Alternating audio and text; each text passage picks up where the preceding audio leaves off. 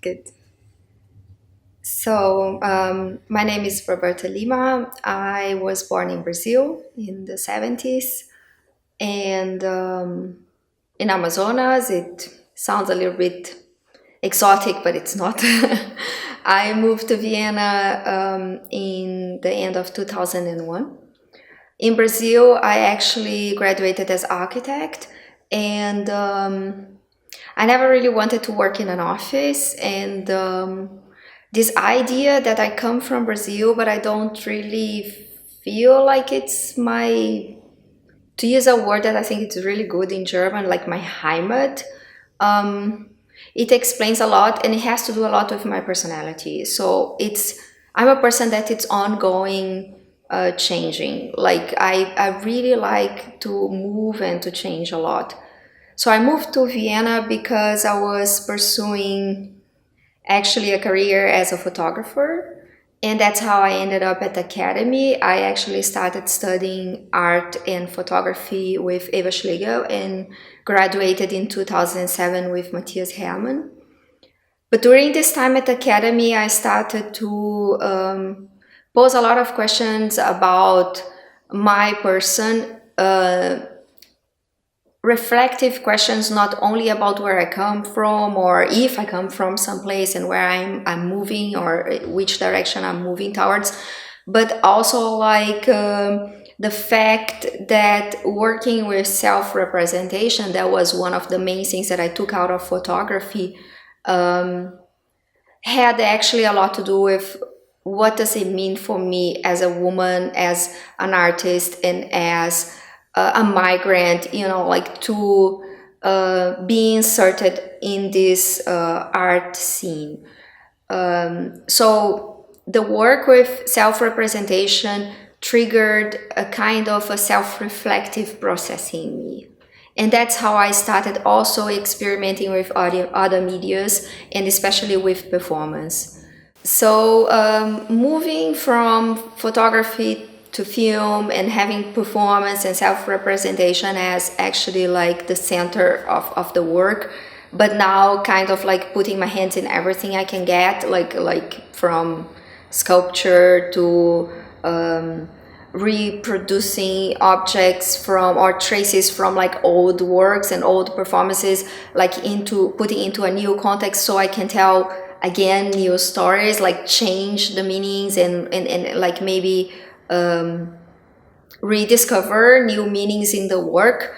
I actually stumbled into another surface other than the body, that was the space. So I kind of like go back to my times in the architecture, but not really like having to work in an office, like I said, but like how to tell those stories of the performance in a way that it's not like one by one performance documentation, but it's actually something that has happened before but is inserted in a new context and tells the stories that kind of like are connected to my process of moving on.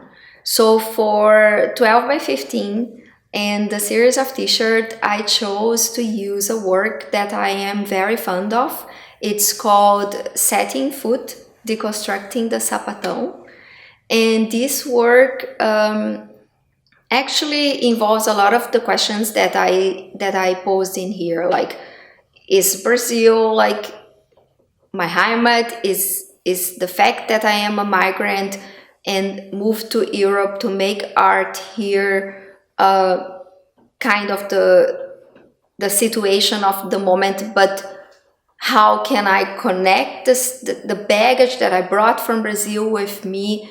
And it's kind of like also this reflective question of my position in terms of gender and also identity, and feminist identity, because the word sapatão actually means big shoe. When you translate one by one in Portuguese, that means big shoe. But sapatão is a pejorative term that people use in Brazil to describe or to call lesbian women. And I have actually a film that I made, a movie, a short actually dialogue that I made with Marisa Lobo, which is like she's a colleague that I really, and a deep good friend of mine that lives also in Vienna since a while. She works in an institution called Mais in Linz that promotes education and also culture for, especially for migrants that live in Austria. And Marisa and I, it's called Epistemisch Gewalt. It's a discussion that we have in which we discuss this meaning of sapatão, not only like in the etymological sense of the word where it comes from, but also like the impact that this word has in the women's lives and the women's lives, and also in Brazilian society, and how this can be deconstructed. So that's why I say the deconstructing the sapatão. So in this work, what I made was mainly like this discussion with Marisa, in which we debate the sapatão comes like from the fact that women were wearing big shoes, because back then there was no shoes, like masculine shoes for women. We don't think so. We think that sapatão comes like from an idea that women are abnormal.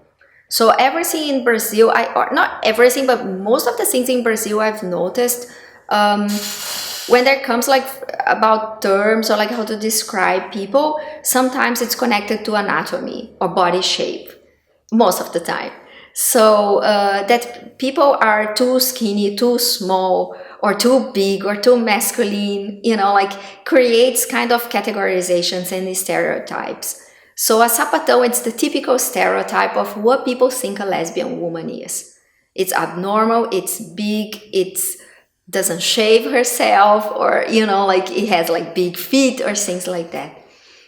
When I was in Brazil, it was quite hard for me like to come out as a lesbian or queer. I see myself very much as a queer person, because I didn't fit in this category. Like people were like, but you're so cute, you're so small, and you're so feminine. And so they were subcategorizing me as a sapatinha, which would mean like little shoe, which is also for me didn't apply, because the sapatinha also falls in the category of like the passive lesbian woman, which I'm not. So, I'm a very strong person, and I felt like, okay, if I have to pick up like my flip-flops and put it on a really big concrete, structure, and kind of like also as a metaphor, set the foundations of me as a queer person, as a feminist, as an artist in the Austrian scene, and also debating these meanings of this word sapatão, which I would proudly be, even if they don't want to call me this way, I would proudly wear the t-shirt of the sapatão. So I thought it fit very well for a t-shirt, actually, and that's why I chose the work. This work then, it's a mix of like the discussion with Marisa Lobo, the self-portraits that here for 12 by 15 we decided to go with the diva one, but there is also the butch one. So I have one that it's also me in tank top, like more like this androgynous one, and the diva is more like this personification of like, yes, I'm a feminine, I stand for my femininity, and I'm still a sapatão as well. And also the sculpture, that is an object itself, and I'm very happy that you kind of like cut it and paste it on the back of the t-shirt, because this is also artwork that it's part of the series. So yeah, it's about embracing yourself, changes, questioning where you come from, where you are right now, acceptance, the migration aspect, the queer aspect. I totally wear this t-shirt. I wear the t-shirt of the sapatão, proudly.